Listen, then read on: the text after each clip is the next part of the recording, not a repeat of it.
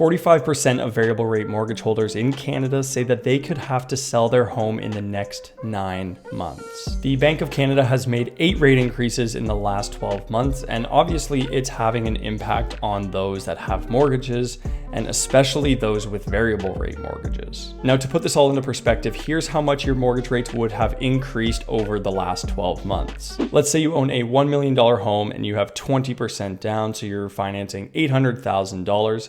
Last January, you could get a variable rate for 1.3%, and that would put your monthly payments around $2,700 a month. Now, fast forward 12 months, that rate would be roughly 5.6%, and your monthly mortgage payments would have jumped to $4,500 a month. That's almost a 70% increase in your monthly payments, which is extremely tough to budget for, and you can see why a lot of variable rate holders are saying they can only ride this out for an average of another 9 months. Now, this doesn't only apply to the variable rate mortgages. This poll also found that roughly 35% of fixed rate holders say they can only make their payments for another 10 months. And you might be wondering, why is that? Aren't their payments fixed throughout their mortgage? Well, the answer is something called rate shock. It's when your mortgage is coming up for renewal and you're in a much different interest rate environment, meaning much higher rates right now when your renewals due compared to when you actually got the mortgage on your home. Another factor for both the variable rate holders as well as fixed rate holders is inflation. We know in Canada, inflation levels are very high right now. So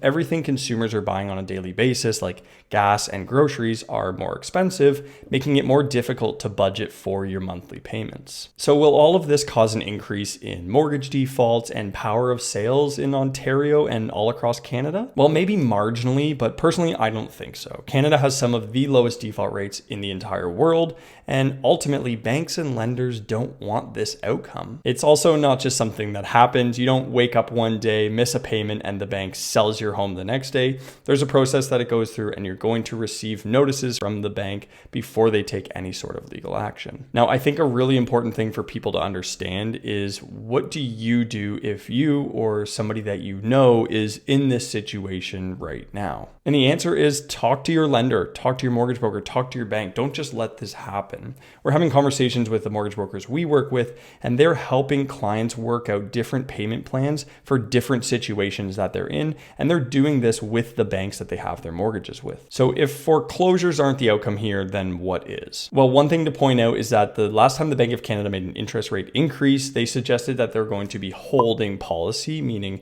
not increasing rates anymore for the time being. And if they actually do follow through on this, then it's going to be good for people that are feeling this financial squeeze right now. But it doesn't mean that rates are going to come down right away. Inflation has been declining, but it's still far from its target rate of 2%. So even if the bank does pause rates right now, I think it could be another 12 months before we start to see rates actually start to come down. And if rates don't come down for another 9, 10, 12 months, I think what we will see is we'll start to see an increase in the supply as these people that are feeling this financial pressure are forced to sell their home and maybe purchase something at a lower price point. And if that's the case, then they're going to be creating supply in the market, but they're also going to be boosting demand a little bit as they themselves need to buy as well. So if you are in the market right now to purchase a home, or you have a fixed rate that's up for renewal soon, what should you do? Now, I am not a mortgage broker. My expertise is in real estate, but from what we're seeing and the conversations we're having with people in the industry is that a lot of people are leaning towards short-term fixed rates. So 1, 2, and 3 year